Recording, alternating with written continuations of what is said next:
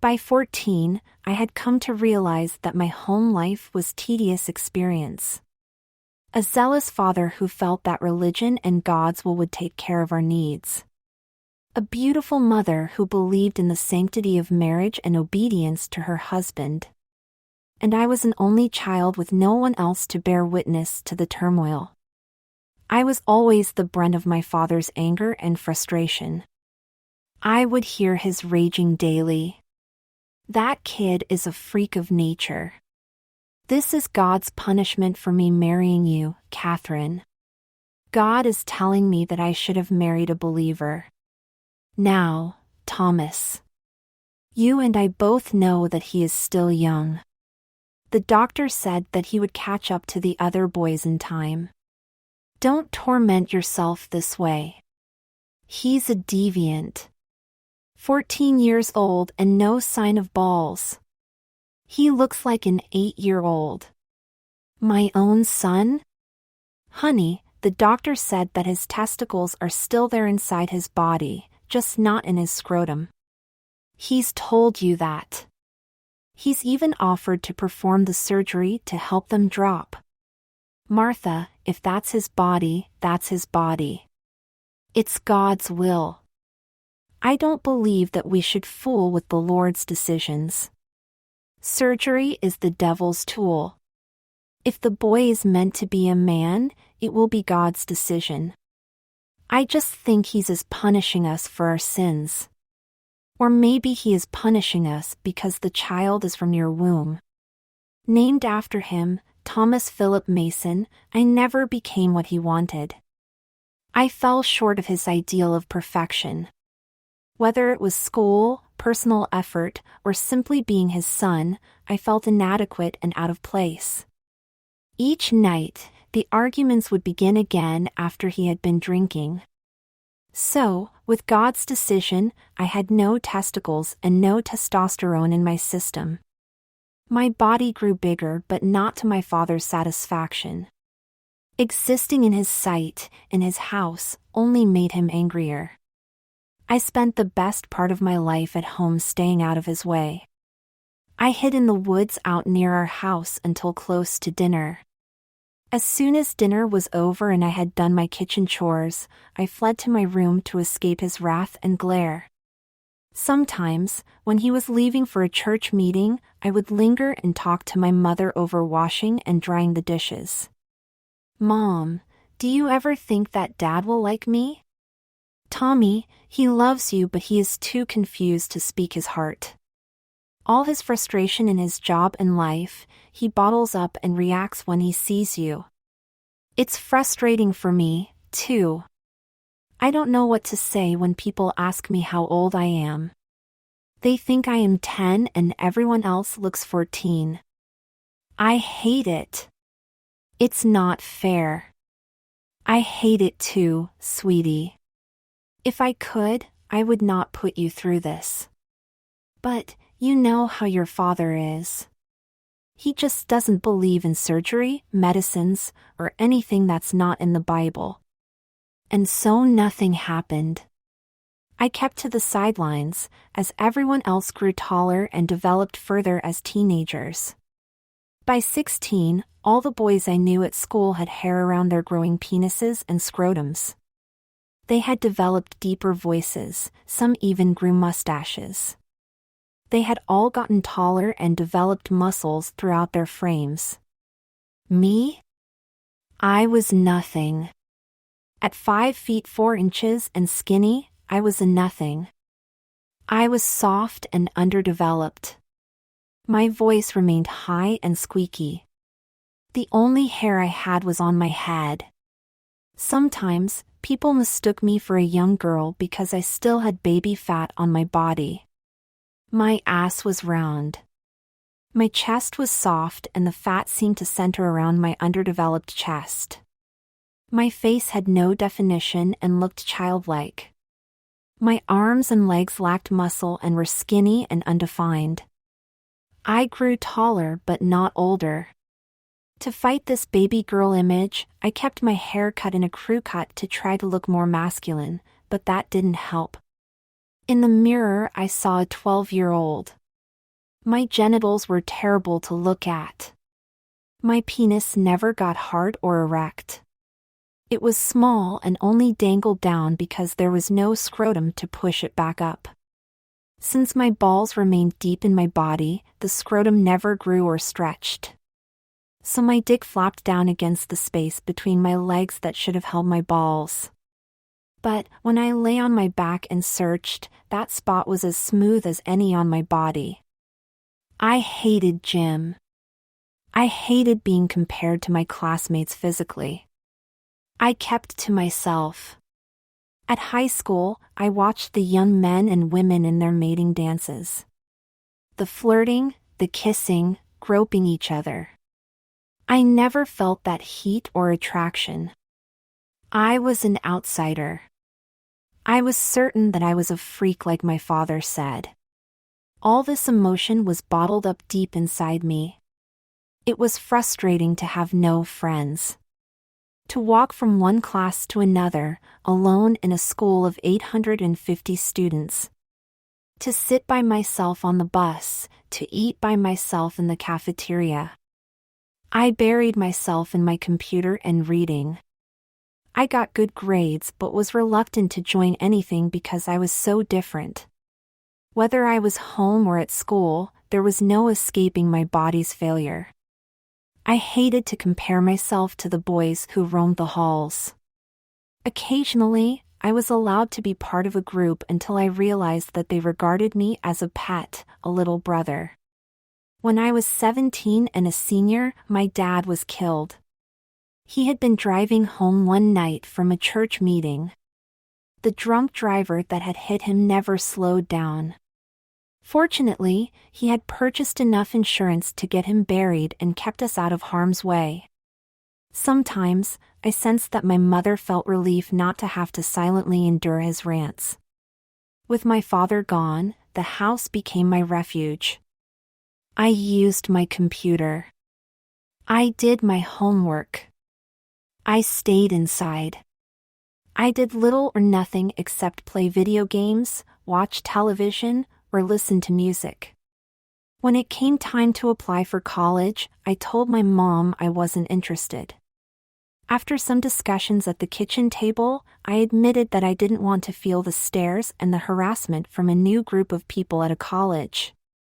Mom, I look like a 12-year-old and I am turning 18. I'm a freak.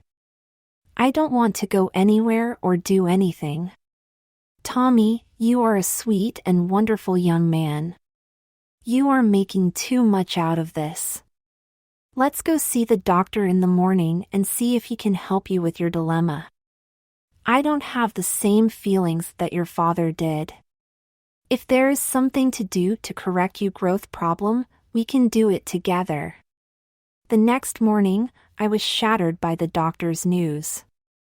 It's long past time to correct your body, Tommy. Time flies. The doctor shook his head sadly. Your testicles were allowed to atrophy and were long ago absorbed back into your system. They don't even exist any longer. The only way we can change your lack of physical development is to use external treatments. We can try to correct the problems with injected hormones. But it will be a difficult and painful treatment of growth hormones. Testosterone is a tough chemical for the body to absorb. Doc, I want to be like everyone else more than anything. I'd be willing to try anything to look normal. There were tears in my eyes as I sat there in his office. Look at me. I'm stuck in a child's body. I don't want to be treated like a Cub Scout all my life. Well, Tommy, what I propose is a daily injection of testosterone. We will start out with tiny doses and see how much your body can take. It will require a lot of lab workups. Before we are done, you will feel like a pin cushion. To make a long story shorter, I went to the doctor's office and the lab as often as necessary. I took shots and had blood drawn daily for 6 weeks. Unfortunately, my body rejected the shots almost from the beginning. I lost a lot of weight, including any muscle tone I had developed as a teen. After trying daily injections, pills, weekly time capsules, and an injection drip while lying in the hospital, we had to admit that my body was not going to allow the treatments to continue. I was teary-eyed with frustration as we sat in the doctor's office 2 months later. My mom held my hand as I nodded through the doctor's assessment. "Tommy, I am sorry. All the lab work and all the medications are too strong for your body. Whatever we have tried has failed. Your body has stopped growing." I understood the words, but had trouble believing them. I was stuck in this child body forever, always being the brunt of the joke, never able to be like everyone else. Geez. I was hoping I could look more normal when I headed to college. I just wanted to be accepted, to be liked, maybe even loved. Well, this is going to sound far-fetched. Have you ever given much thought to going in another direction? I looked at the doctor. Was he offering me an alternative? I was ready to grab any straw out there. "What do you mean?" "Well, we could try other hormones that might be less aggressive to your system, estrogen for example." "Female hormones?" "Well, it's an alternative. You could try them out and see how your body reacts to them." "Turn me into a girl?" "Actually, a woman. Your body is an empty vessel waiting for a signal. While your chromosomes say male, your body is stuck in puberty. The female hormones might help you to grow up." I started to shake my head from side to side as the room began to spin. This was too strange to consider. I found myself crying and sobbing. No, this is not fair.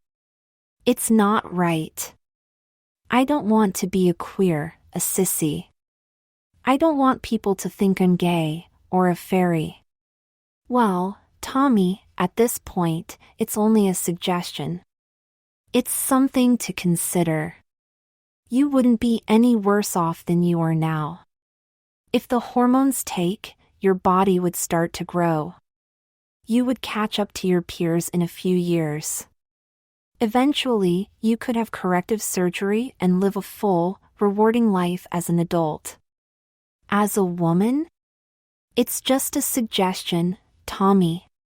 You are almost 18, and technically an adult.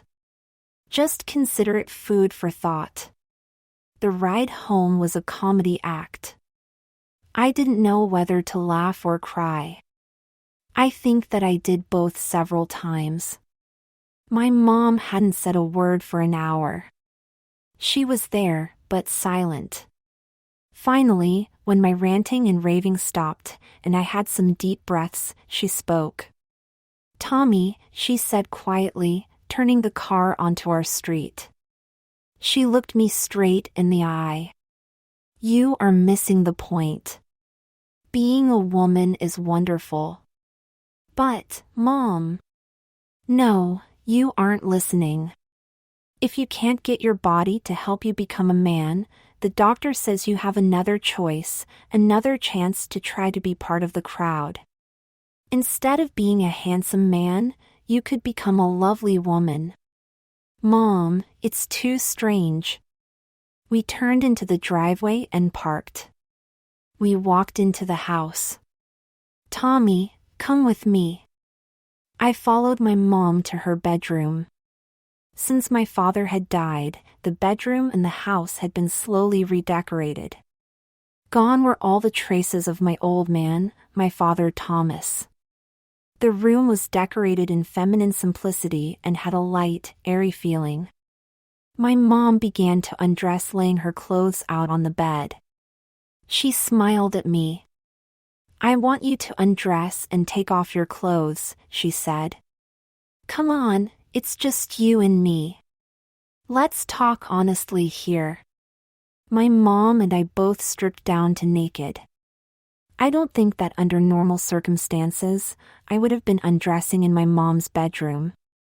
But she had seen me through all the lab tests, the probing, the shots, and in the hospital. I was emotionally a wreck. I probably would have done anything she had asked at this point. After all, she's my mom and all. I stripped and shivered from the air on my body and the experience I had been through that day. "Come over here." She stood by the mirror. I came over and stood where she indicated alongside her.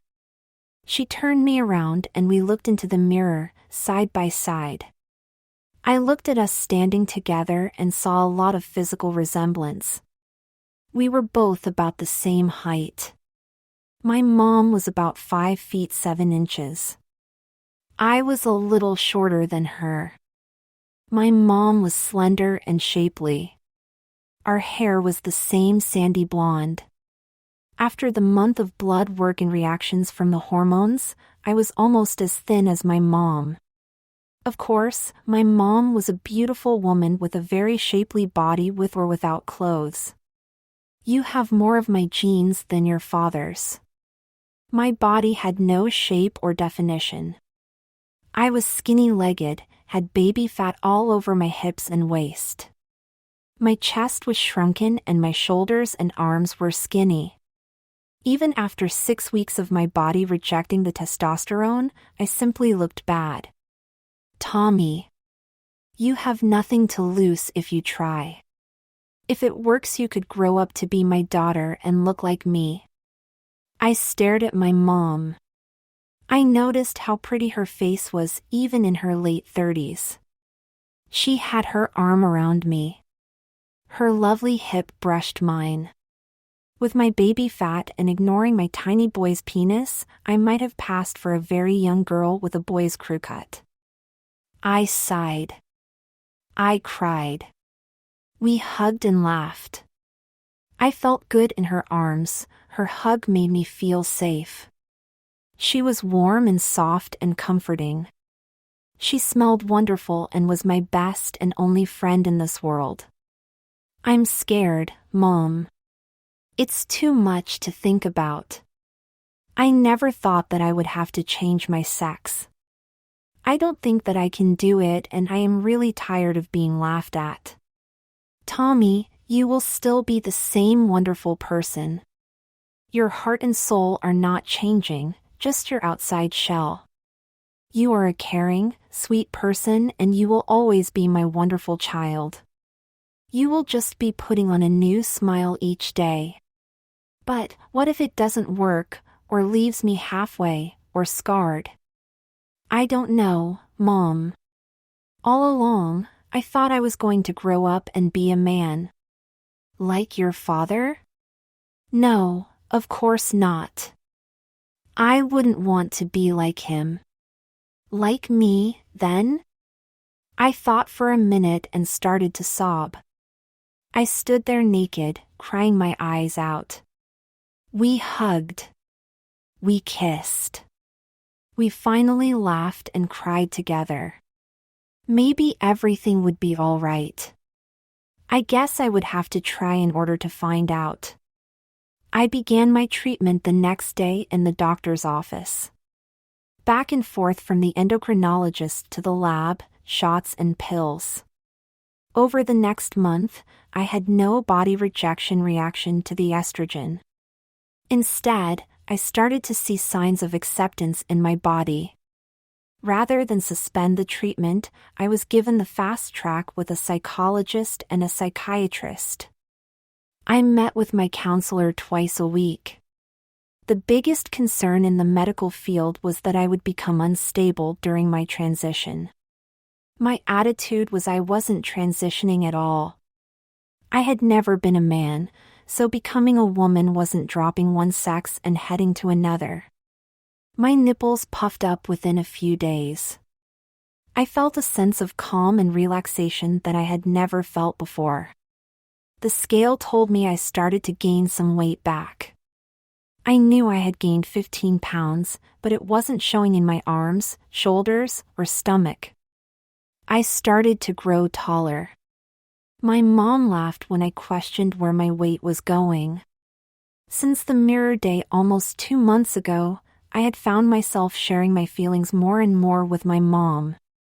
I did not feel ashamed of my body and presented myself with only a towel wrapped around my waist, fresh from the shower. Look in the mirror. I'll show you where you are growing. Now drop the towel and turn sideways. I turned sideways, looked at my reflection. For the first time, I was examining myself critically. With my mom's guidance, I saw that my butt and thighs were getting heavier, while my waist was slimming, but I could see the change below. Standing sideways, I could also see my puffy nipples. Some extra fat appeared to be pushing them out, forming small cones. My body was changing. I was losing my baby fat. I was growing into a female. Jesus was all I could mutter under my breath.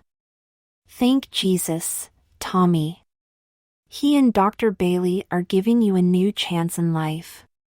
With the daily trips downtown to the doctor and the lab, I decided to forego college applications and stay home for treatments. No one noticed the changes when I graduated high school. With clothes on, it looked like I had grown an inch. I spent the summer in the doctor's office, my house, or the backyard. I never went outside the backyard. I quietly disappeared from the world. Time flies and I was changing daily. Wearing a t-shirt and shorts, I could not pass a mirror without an inspection. The pores on my face and body grew smaller. The fat on my face disappeared and my facial bones seemed to be accented. As a result of this leanness, my eyes appeared larger. I could see my chin, cheekbones. And if I wasn't imagining things, my lips were getting more prominent and puffier. My face was changing and maturing. Gone were the crew cuts. The increased vitamins and hormones had my hair growing rapidly. It was the first time in my life that I had to comb my hair. It was thick, silky, and the same sandy blonde color of my mom's. It grew over my collar and over my ears. I started to grow pubic hair around my penis. I noticed hair under my arms and fine hair on my legs. My mom told me that it was time to learn how to shave in the shower. After a series of bloody tries, we took in shower together and I caught on to the tricks of turning the water on and off and using plenty of shaving cream. I also learned about creaming my body with lotion after showers to prevent drying skin. I started to use deodorant and powders. My body began to shift weight noticeably. On the bottom, my hips and butt grew larger. I noticed it in my clothes. My jeans and shorts were tighter and harder to pull up. My waist didn't change. Mom bought a treadmill for the basement.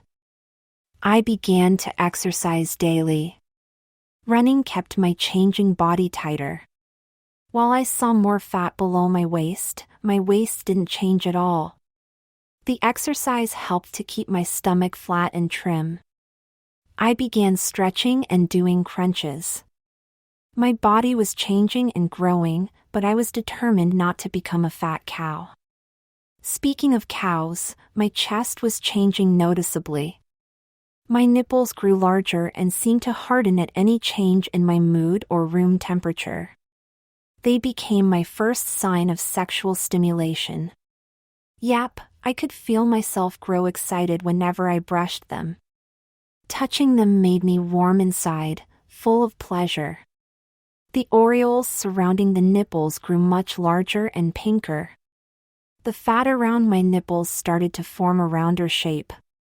I was growing breasts, small ones. Sometimes at night, I would lie in bed and fondle my breasts and feel the tingling throughout my body. While I was having a lot of adjustments to make in the daytime, the night times were full of newly found pleasure.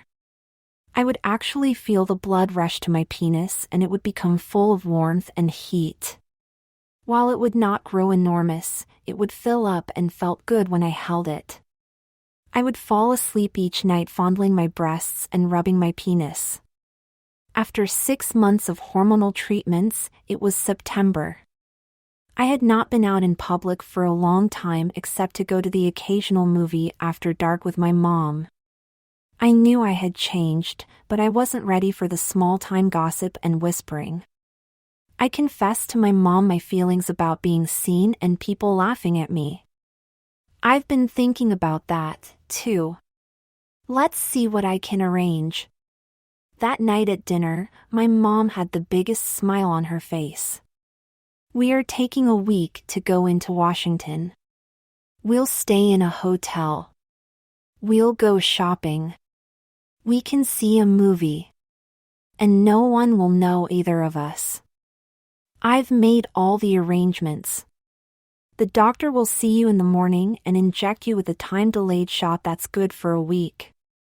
Then we can go away and you can see the daylight again without feeling so self-conscious.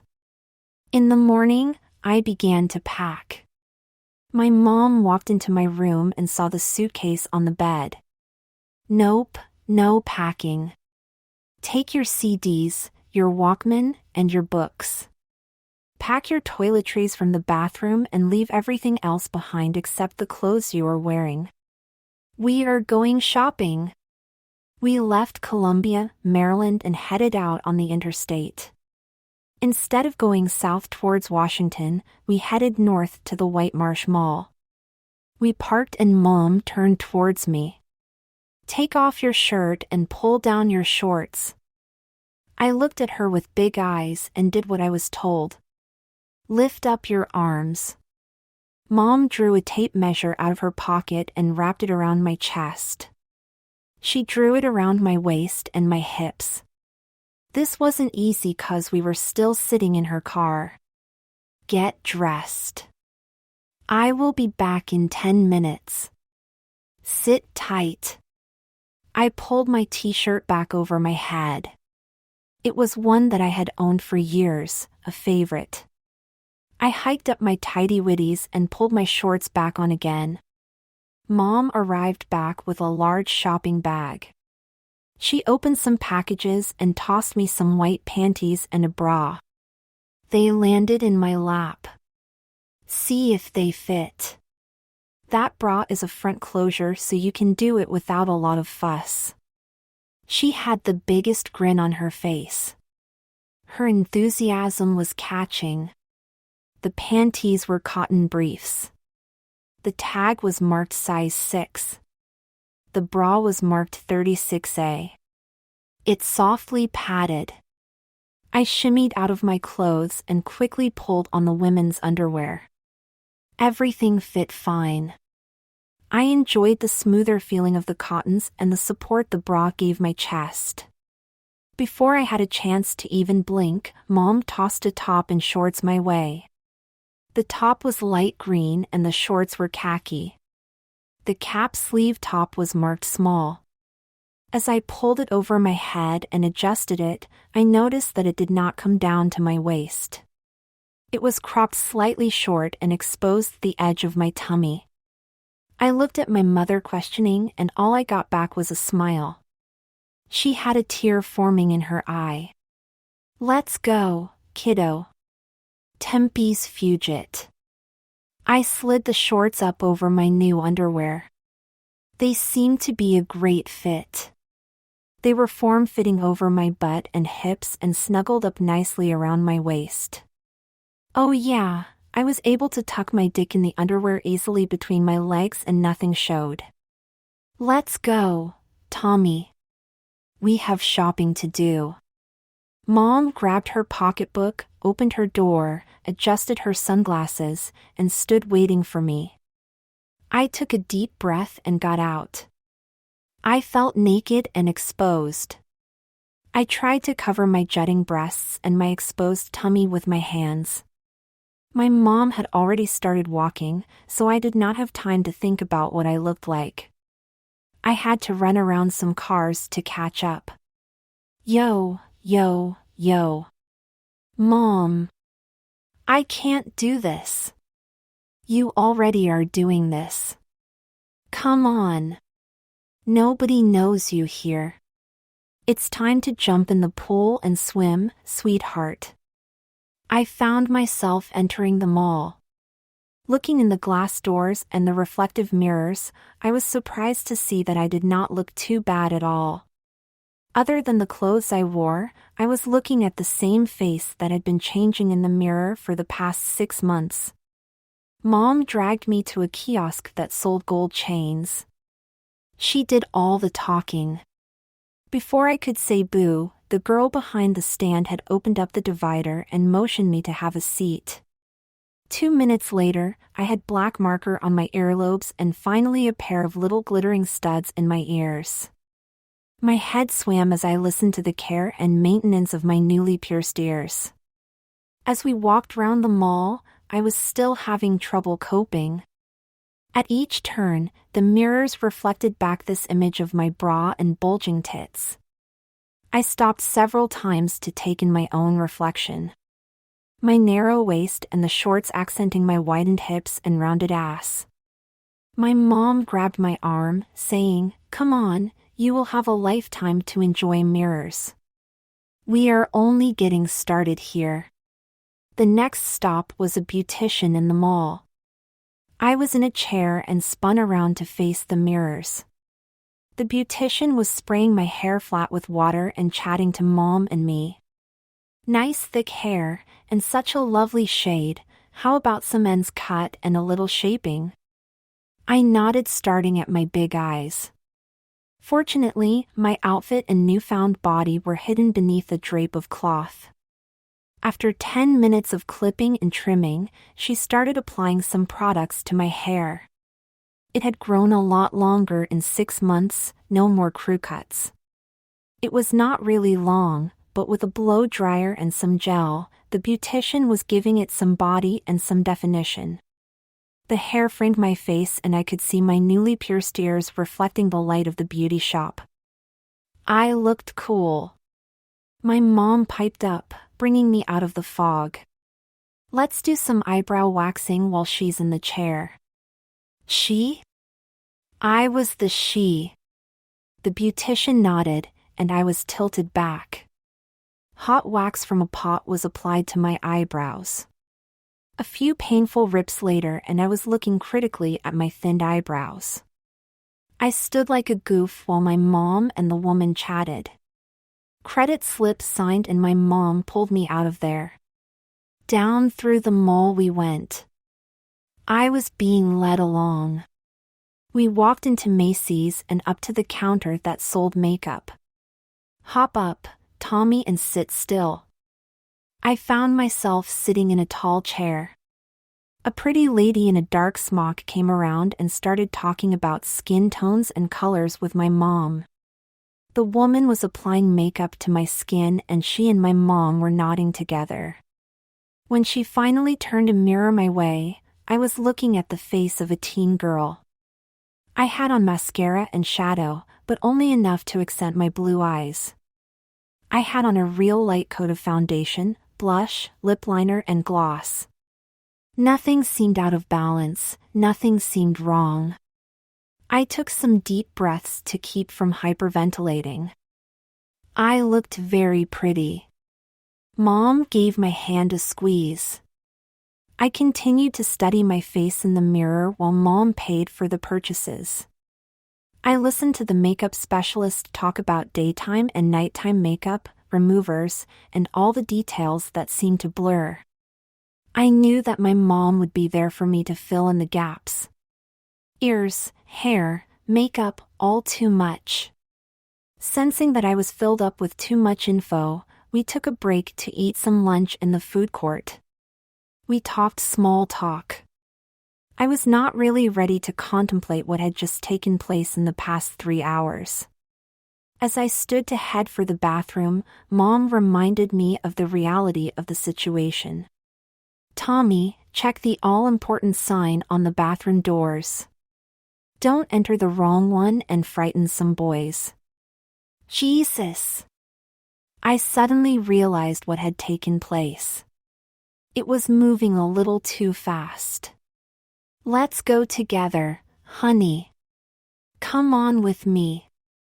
After using the stall, Mom insisted that I come over to the mirror not to merely wash my hands but to also repair my makeup from eating lunch. We shopped the rest of the afternoon.